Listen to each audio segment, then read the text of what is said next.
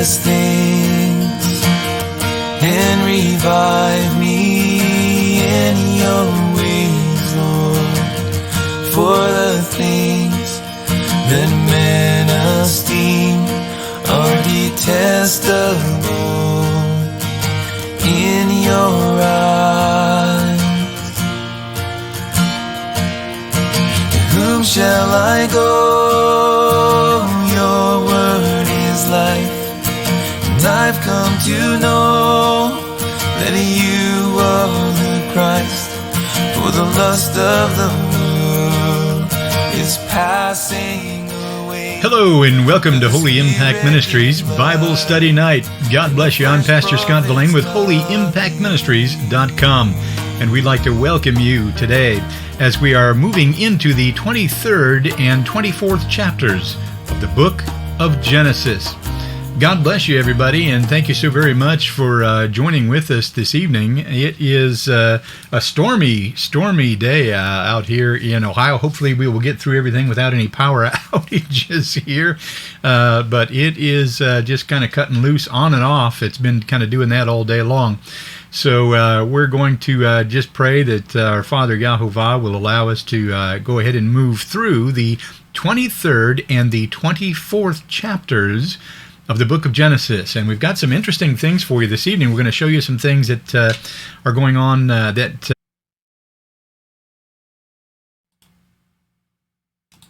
it looks like we have a little bit. Well, there we go. I guess we're back up and running here just very quickly here. I wondered if we were going to have those problems because of the storm that's going on. It just seems like we're kind of glitching out. I'm just kind of checking things out here to see where we are. It looks like we're back up. We've got good connection again. So I think we're going to be okay here. Let me just double check a few things here just to make sure that we are indeed doing all right here. I think that we are doing all right. Everything should be okay. And every once in a while we get into this stormy weather and things happen to our internet, and so we need to be a little bit cautious here as we move forward just to make sure that we are still up and running. Looks like we are now showing that we have a bad connection. We're going to give that just a few moments to see if that connection won't come back in. I am going to do a troubleshoot here on our internet connection. Sometimes that does help a little bit. We're going to do that as I'm speaking. Give me just a couple of minutes here, and we're just going to make sure. Yep, looks like everything there is okay. So that is all right. And we're just going to pause here for just a couple of minutes here, just to make sure that everything is all right. And then we will go ahead and proceed and move forward. Every once in a while, when the weather gets really bad, and I don't know what it is, from time to time, doesn't always happen, but sometimes it does happen, and somehow it affects our internet. And for as much as you pay for this high-speed internet, you would expect that it would be a little bit more stable during bad weather, but just not the case here where we're at, and it's getting pretty stormy out here. So again, I just want to welcome everybody. We're going to just kind of pause here before we get into anything as far as our teaching goes. Let's do this. So while we're waiting for this connection to come back in under a good connection here, let's go over to the website here very quickly. And I just want to welcome everybody who might be with us here for the first time, who maybe does not know how to get a hold of us. You can reach us at HolyImpactMinistries.com. This is the website. And again, anytime that you'd like to get a hold of us, we have 3 different live broadcasts that we do. The first one is our Bible Study Not Live, which is what you're looking at right now. Again, that happens at 7 p.m. Eastern Standard Time every Wednesday evening. We have the Seventh-day Sabbath Live. That happens 9 a.m. Eastern Standard Time every Saturday, Seventh-day Sabbath. And then we have the House of David radio program Monday evenings at 7 p.m. Eastern Standard Time as well. So those are the 3 live broadcasts that we have. Anytime you'd like to join us, all of these things are built into the website, and we are in the process of kind of revamping our website a little bit. So you're going to notice some changes that are coming through and coming to fruition here. But anytime you'd like to join us, for instance, today, all you would have to do is click on the Bible Study Night Live tab, and it'll take you right to the Bible Study Night Live page. And here you'll have the video embedded in the website there. You'll have the chat room there that you can jump into. And you'll also have the archives here as well. And on the left side, you'll find the videos, and on the right side, you'll find the downloadable PDF files. So we do have these PDF files for you for a reason. They're basically a manuscript of the teaching. So you'll get to have that, and you'll also get to have any of the historical documentation, any of the charts, any of the graphs, any of that kind of stuff. Today we're going to be looking at a couple of different things, and you'll have those all wrapped up in those PDF files. So if you ever miss a study and you'd like to get caught up, all you have to do is go here, and it will let you have not only the study in video so that you can get caught up, but also the study in written form as well. You can download those PDF files. Again, they are free. They don't cost anything. We do not sell the Word of God at holyimpactministries.com as some do. So I just wanted to let you know how to get a hold of us. That's how you reach us. Very simple.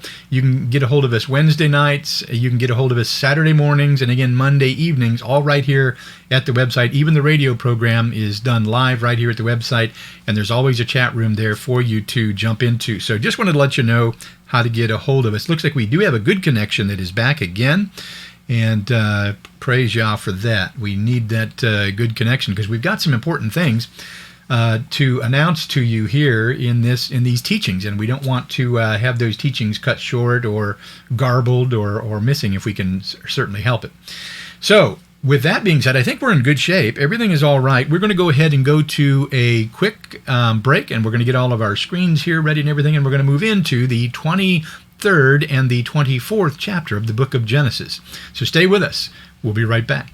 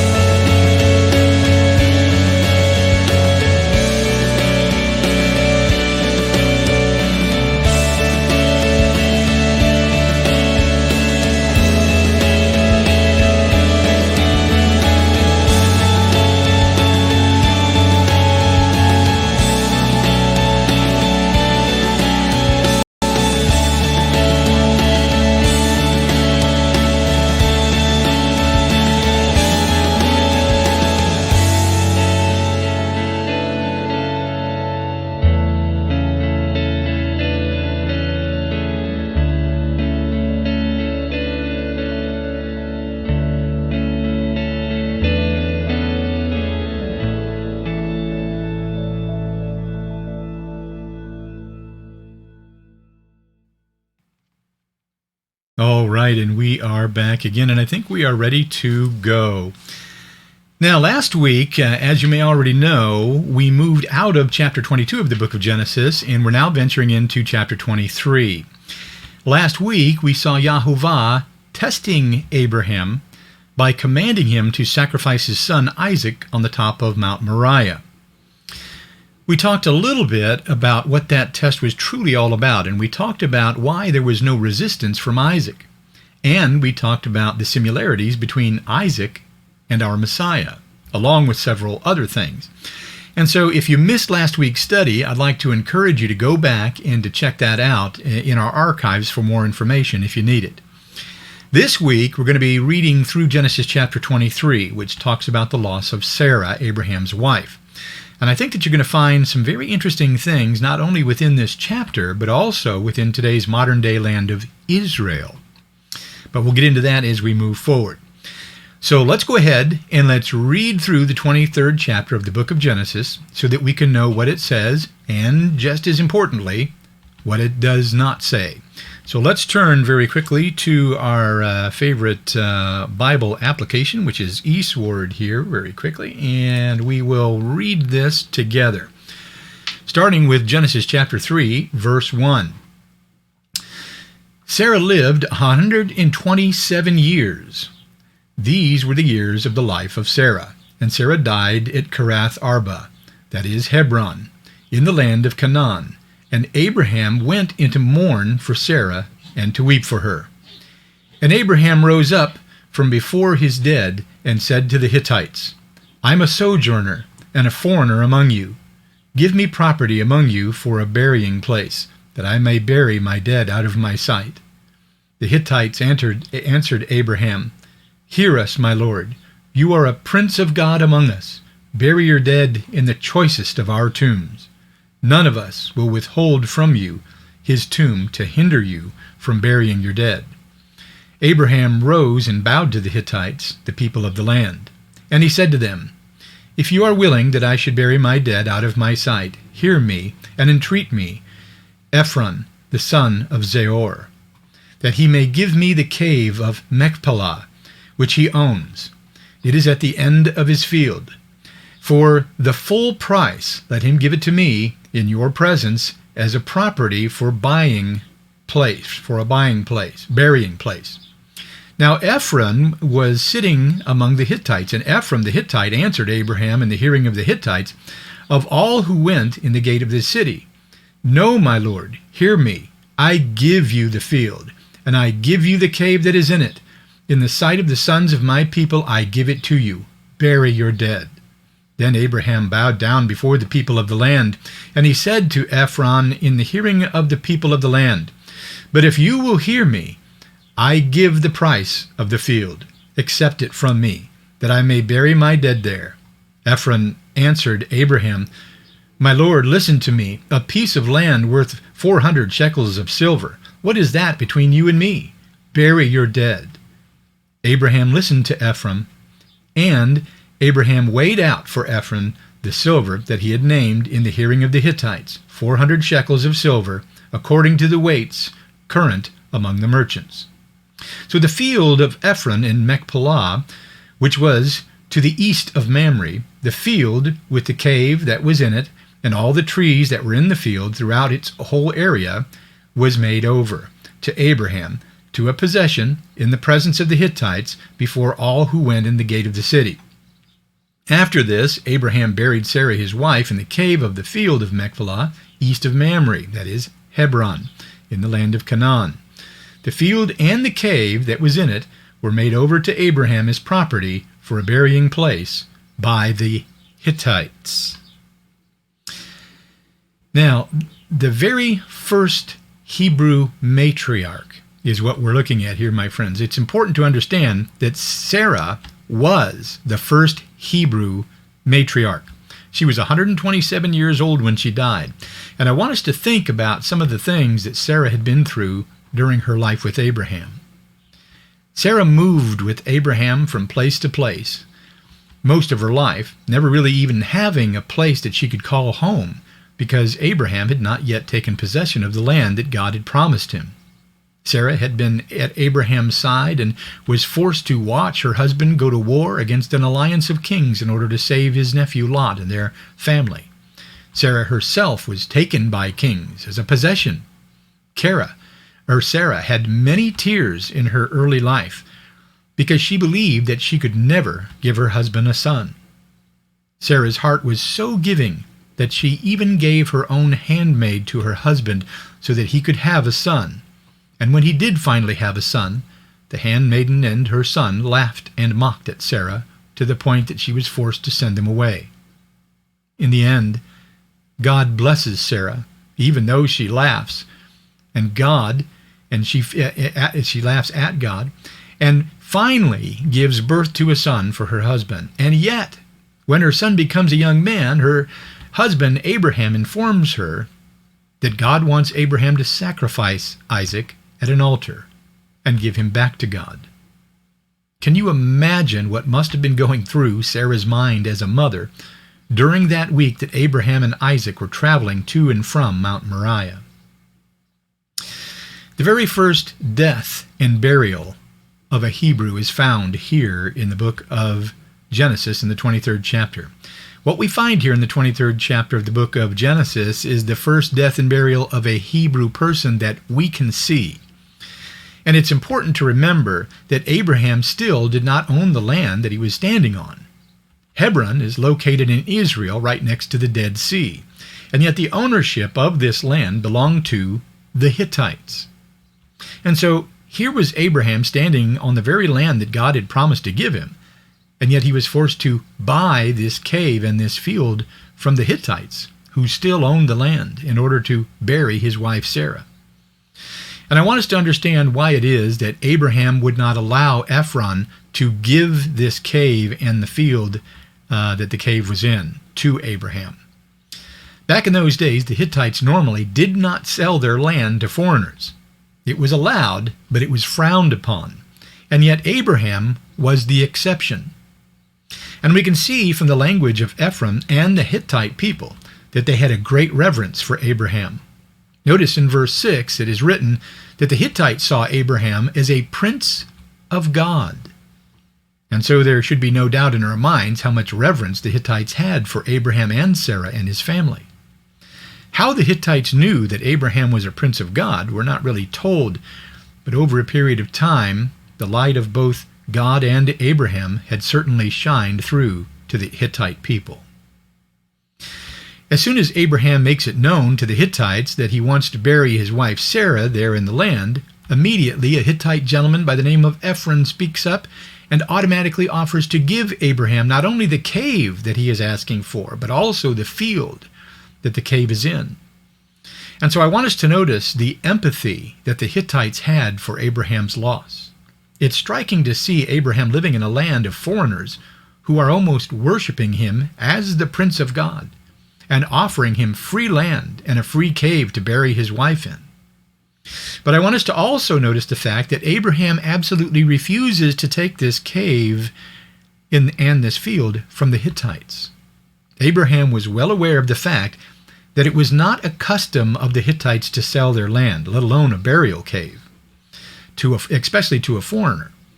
And Abraham was wise enough to understand that if he did not pay the full purchase price for that land, future Hittite generations may not honor the ownership of the land as belonging to Abraham, and at a later time in the future may decide to take the land back.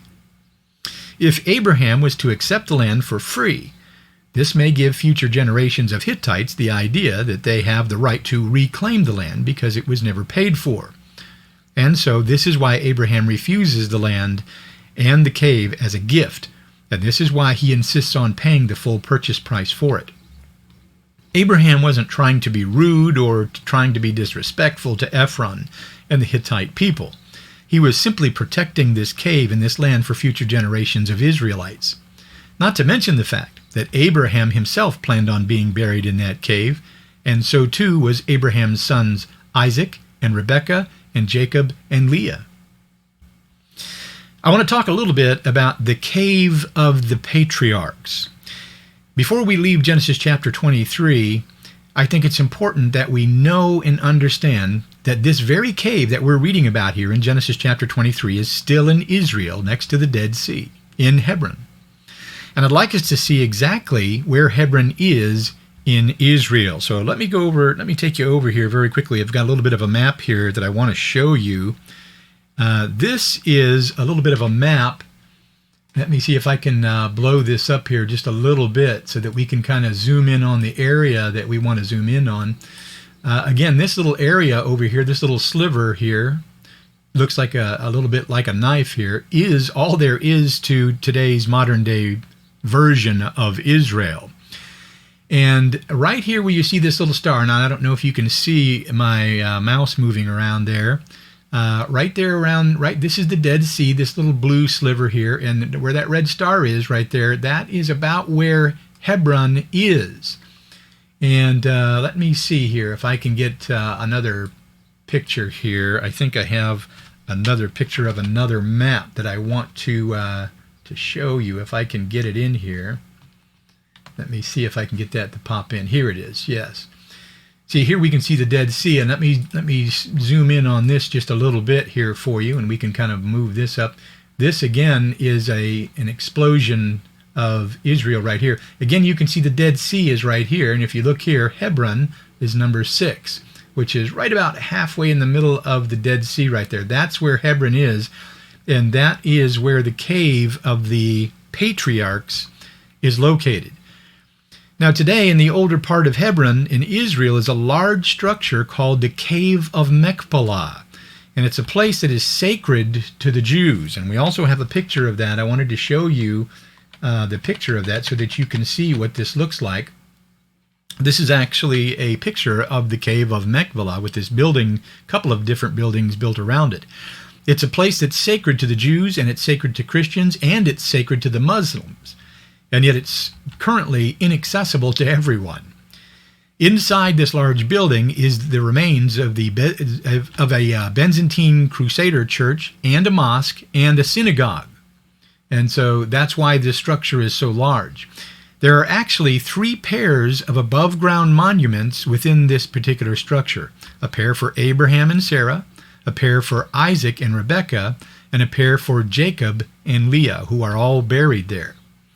The underground chambers beneath the structure haven't been completely investigated or reported on, but the stonework is indeed Herodian stone. But of course, because a Muslim mosque stands over the site, no one can gain access into the structure.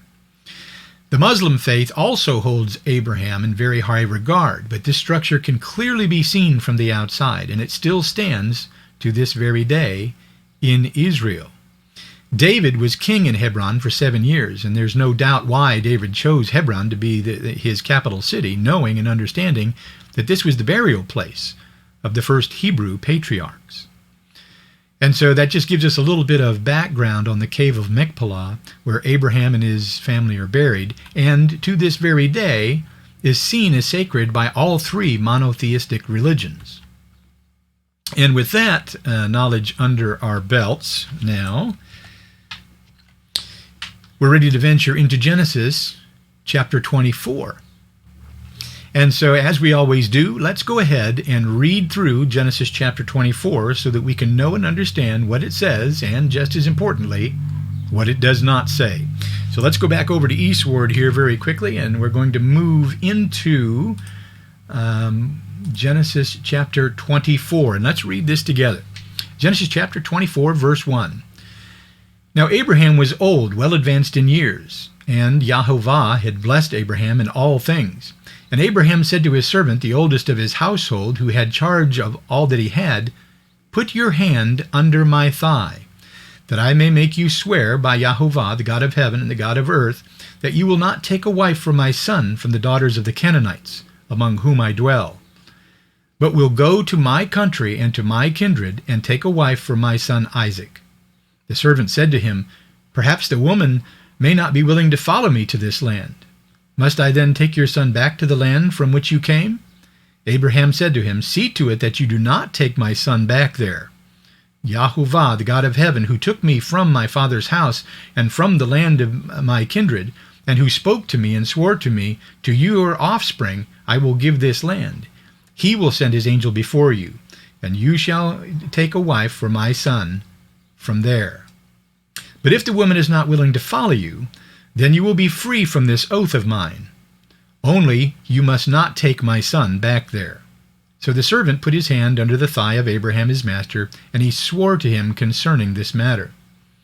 Then the servant took 10 of his master's camels and departed, taking all sorts of choice gifts from his master. And he arose and went to Mesopotamia, to the city near Nahor. And he made the camels kneel down outside the city by the well of water at the time of evening, the time when women go out to draw water.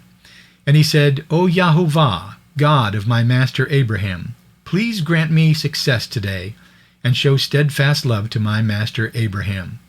Behold, I am standing by the spring of water, and the daughters of the men of the city are coming out to draw water. Let the young women to whom I shall say, 'Please let down your jar that I may drink,' and who shall say, 'Drink, and I will water your camels,' let her be the one whom you have appointed for your servant Isaac. By this I shall know that you have shown steadfast love to my master." Before he had even finished speaking, behold, Rebekah, who was born to Bethuel, the son of Melech, and the wife of Nahor, Abraham's brother, came out with a jar of water, with her water jar on her shoulder. The young woman was very attractive in appearance, a maiden whom no man had known. She went down to the spring and filled her jar and came up. Then the servant ran to meet her and said, "Please give me a little water to drink from your jar." She said, "Drink, my lord." And she quickly let down her jar upon her hand and gave him a drink. When she had finished giving him a drink, she said, "I will draw water for your camels also until they have finished drinking." So she quickly emptied her jar into the trough and ran again to the well to draw water, and she drew water for all his camels. The man gazed at her in silence to learn whether the Yahovah had prospered his journey or not. When the camels had finished drinking, the man took a gold ring weighing a half shekel and 2 bracelets for her arms weighing 10 gold shekels, and said, "Please tell me whose daughter you are. Is there room in your father's house for us to spend the night?" She said to him, "I am the daughter of Bethuel, the son of Melech, whom she bore to Nahor." She added, "We have plenty of both straw and fodder, and room to spend the night." The man bowed his head and worshipped Yahovah, and said, "Blessed be Yahovah, the God of my master Abraham, who has not forsaken his steadfast love and his faithfulness towards my master. As for me, Yahovah has led me in the way to the house of my master's kinsman." Then the young woman ran and told her mother's household about these things. Rebekah had a brother whose name was Laban.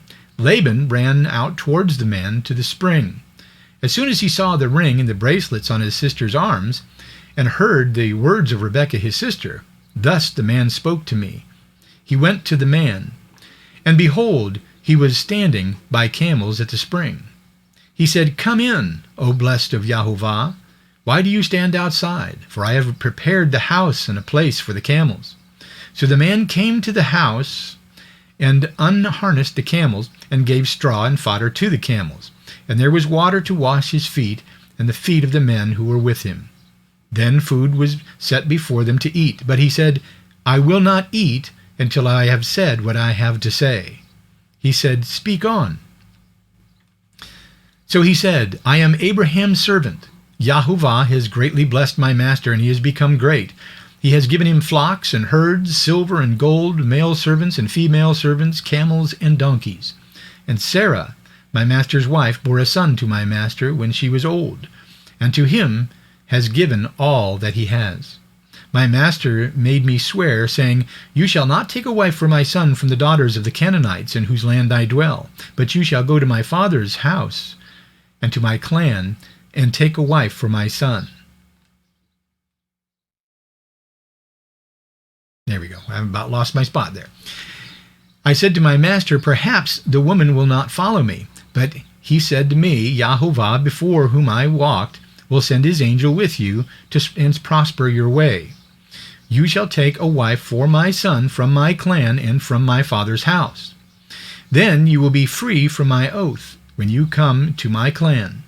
And if they will not give her to you, you will be free from my oath. I came today to the spring and said, O Yahovah, the God of my master Abraham, if now you are prospering the way that I go, behold, I am standing by the spring of water.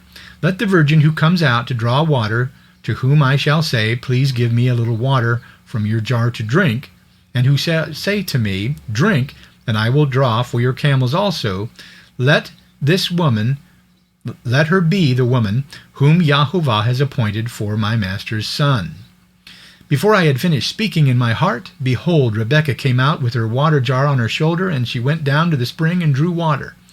I said to her, Please let me drink. She quickly let down her jar from her shoulder and said, Drink, and I will give your camels drink also. So I drank, and she gave the camels drink also. Then I asked her, Whose daughter are you? She said, The daughter of Bethuel, Nahor's son, from whom Melech bore to him. So I put the ring on her nose and the bracelets on her arms. Then I bowed my head and worshipped Yahovah and blessed Yahovah, the God of my master Abraham, who had led me by the right way to take the daughter of my master's kinsman for his son. Now then, if you are going to show steadfast love and faithfulness to my master, tell me, and if not, tell me, that I may turn to the right hand or to the left. Then Laban and Bethuel answered and said, The thing has come from Yahovah. We cannot speak to you bad or good. Behold, Rebekah is before you. Take her and go, and let her be the wife of your master's son, as Yahovah has spoken. When Abraham's servant heard their words, he bowed himself to the earth before Yahovah. And the servant brought out jewelry of silver and of gold and garments and gave them to Rebekah. He also gave to her brother and to her mother costly ornaments. And he gave the men who were with him, ate and drank. Let me read that again. And he and the men who were with them ate and drank, and they spent the night there. When they arose the next morning, said, Send me away to my master. Her brother and her mother said, Let the young woman remain with us a while, at least 10 days. After that she may go. But he said to them, Do not delay me, since Yahovah has prospered my way. Send me away, that I may go to my master. They said, Let us call the young woman and ask her. And they called Rebekah and said to her, Will you go with this man? She said, I will go. So they sent Rebekah and their sister and her nurse, and Abraham's servant, and his men. And they blessed Rebekah and said to her, Our sister, may you become thousands of 10,000s, and may your offspring possess the gate of those who hate him. Then Rebekah and her young women arose and rode on the camels and followed the men. Thus the servant took Rebekah and went his way. Now Isaac had returned from Beer-lahai and was dwelling in Negeb. And Isaac went out to meditate in the field toward evening. And he lifted up his eyes and saw, and behold, there were camels coming. And Rebekah lifted up her eyes. And when she saw Isaac, she dismounted from the camel, and said to the servant, Who is that man walking in the field to meet us? The servant said, It is my master. So she took her veil and covered herself. And the servant told Isaac all things that had been done. And Isaac brought her into the tent of Sarah his mother, and took Rebekah, and she became his wife. And he loved her. So Isaac was comforted after his mother's death. And that is the 24th chapter of the book of Genesis. Now, in this particular chapter of Genesis, we find some very peculiar Hebrew traditions being introduced. At this point in time, Abraham was said to be about 138 years old and fading fast. Abraham knew at this point in time that his days were numbered. And so Abraham sends for his top servant, and he tells his servant to put his hand under his thigh so that Abraham could get this servant to swear by Yahovah, the God of heaven and the God of earth.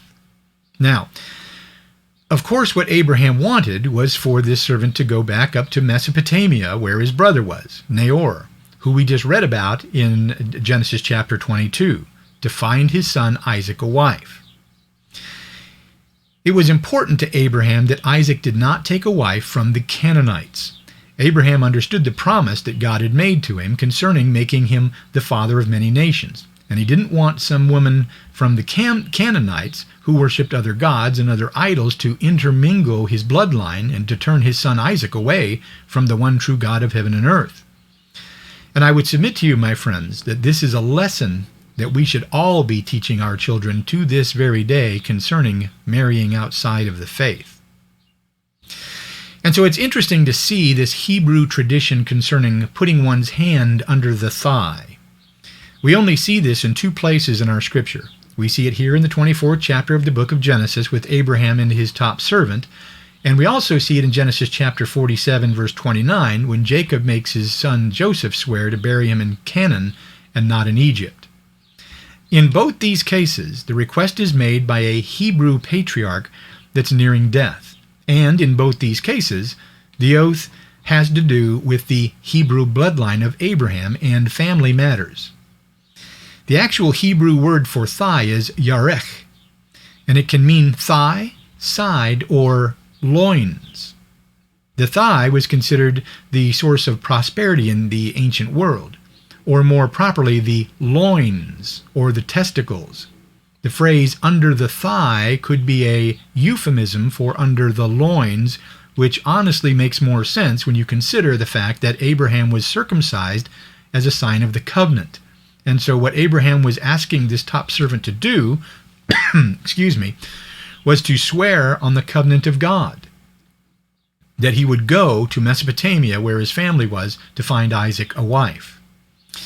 So in other words, Abraham made his trusted servant swear on the seed of Abraham that he would find a wife for Isaac. There are actually two ways of understanding this oath that's made under the thigh.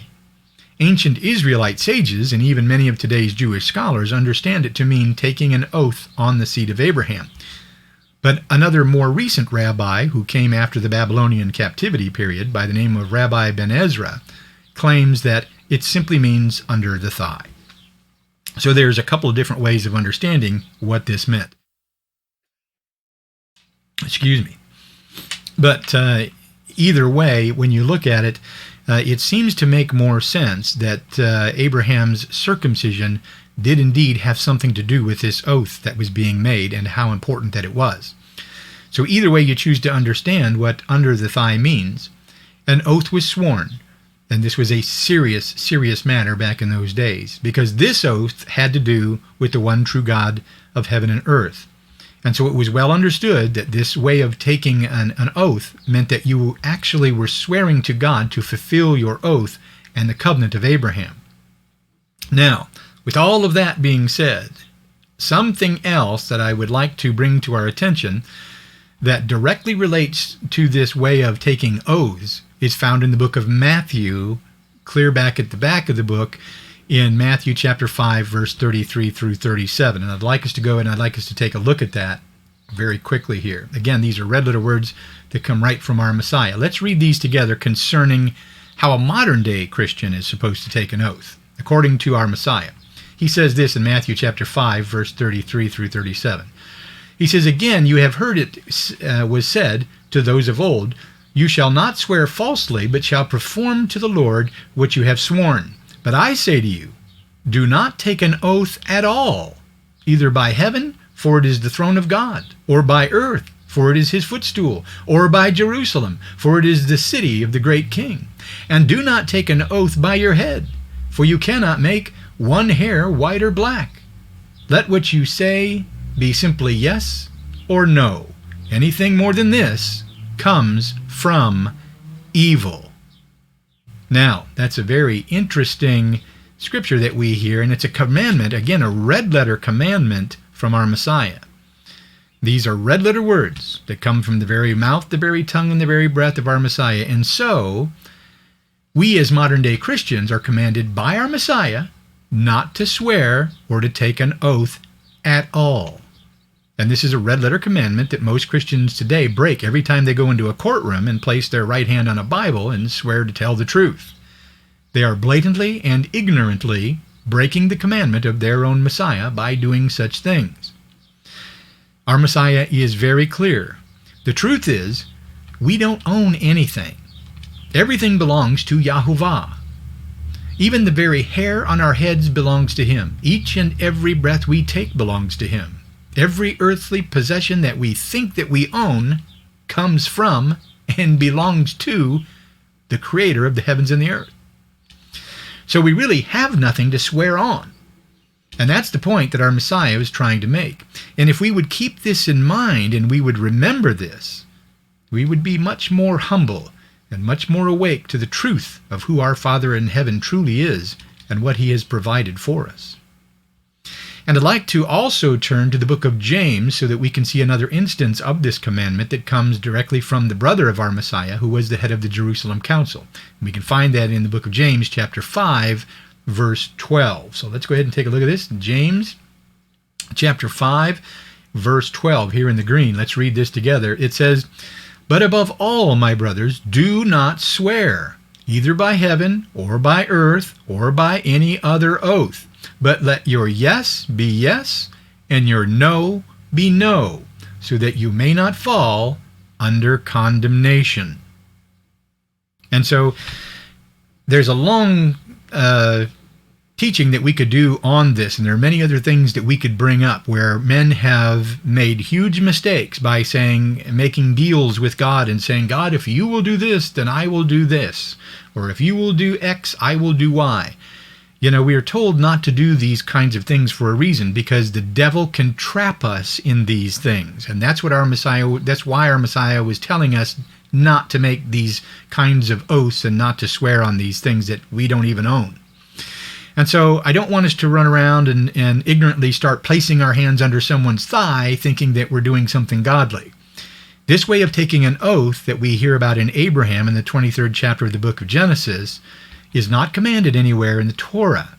We simply see an example of it being used twice in our scriptures, but we're not told anywhere that this particular tradition comes from God specifically, or that it is commanded by God specifically.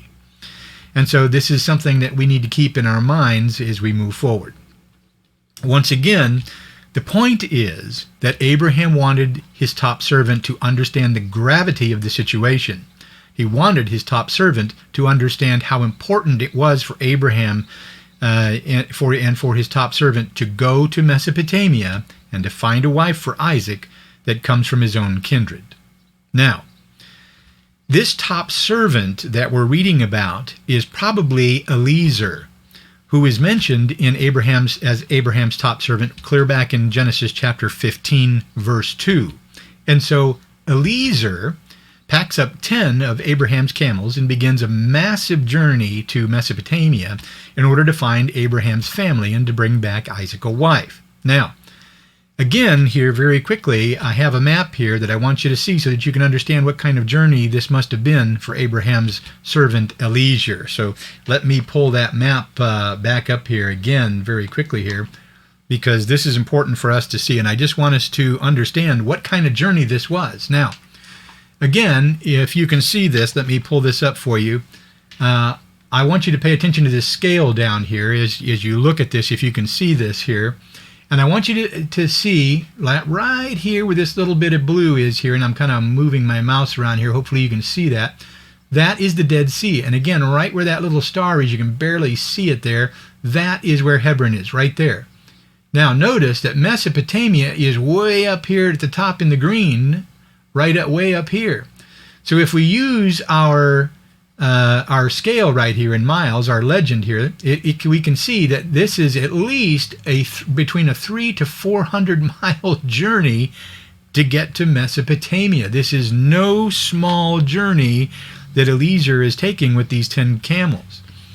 So as you can see by this map, if you go from Hebron, which is in Jerusalem, all the way up to Mesopotamia on the other side here of what we know today as Syria, this was about between a 300 and a 400 mile journey as the crow flies. This was no small journey, hence the 10 camels that he took along with him. And I show you this so that you can grasp the loyalty of Abraham's servant Eleizer. This was no small undertaking, and Abraham knew it. Eleizer finally gets to Mesopotamia, and he sees these women finally coming out to the well that he stopped at. Now, back in those days, the duty of a woman was oftentimes to fetch the water. And so, oftentimes, we'll find women at the well throughout our scriptures, because women were oftentimes the ones who went to fetch the water for cooking and for cleaning. So Eleizer says a prayer, and he asked Yahovah to give him a signal so that he'd know which wife that he wanted Isaac to have. And before Eliezer's even finished praying his prayer, the woman that God chose for Isaac is already standing right in front of him. And so as you can see, this particular part of Eliezer's job was made pretty easy by our Father in heaven. On their way back to Hebron, Isaac is again out walking in the field. And he looks up, and here comes Eleizer and the camels and Rebekah coming towards him. Once Rebekah understands that this man walking out in the field is her soon-to-be husband, She closes a veil across her face, and she goes directly to Isaac. Now, I've heard some pastors and preachers teaching that women always wore a veil back in those days, but to be honest with you, there is no evidence to support such a statement. Sarah never had a veil, and we simply do not see this as a custom throughout Israelite or Hebrew history. Veils are mentioned from time to time, but they were only used during weddings and certain ceremonies, and from time to time we see them when being used when a woman was mourning or grieving. But we do not see any evidence of women consistently wearing veils on their faces as an everyday practice. And so with all of that being said, I'd like to introduce another understanding of a more spiritual nature concerning Abraham's top servant, Eleizer, and what he went through to find Isaac a wife. Spiritually speaking, and again, this is spiritually speaking, Abraham could be seen as God the Father. Eleizer, Abraham's top servant, could be seen as the Ruach HaKodesh. Rebekah could be seen as the bride of Israel, which is you and I. And Isaac could be seen as Yeshua, our Messiah. God sends his Ruach out to find a bride for his son, does he not?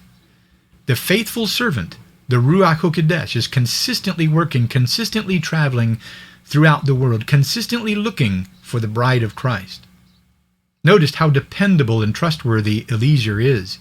He won't even eat after a 400-mile journey through the wilderness until he has tended to his master's business. He never speaks his own name, but is always speaking about his master. And he always gives God all the glory. There are many spiritual implications that can be brought to light through the spiritual understanding of what's going on here in Genesis chapter 24, if we'll only take the time to sit down and to ponder it. Just some food for thought. And with that being said, we are now ready to move into the 25th chapter of the book of Genesis next Wednesday evening at 7 p.m. Eastern Standard Time, right here on Holy Impact Ministries Bible Study Night. And we invite you to be with us here for that study as well as we continue to walk through our Father's Torah. And again, my friends, I just want to say thank you so very much for joining us. There is so much to know and to understand in those couple of chapters. And as we always say, there's always more.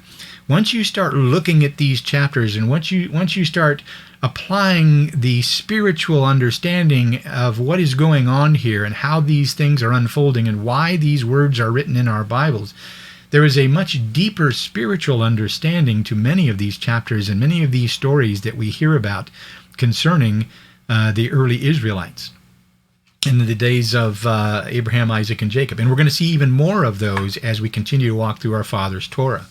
So as you read through these chapters, please take your time. Take your time. And as we always say, there's no point in picking up the Bible, my friends, and God's scriptures without praying first and asking Him for His discernment. And He will give us His discernment. There is much more to be seen there than the average Joe would actually see.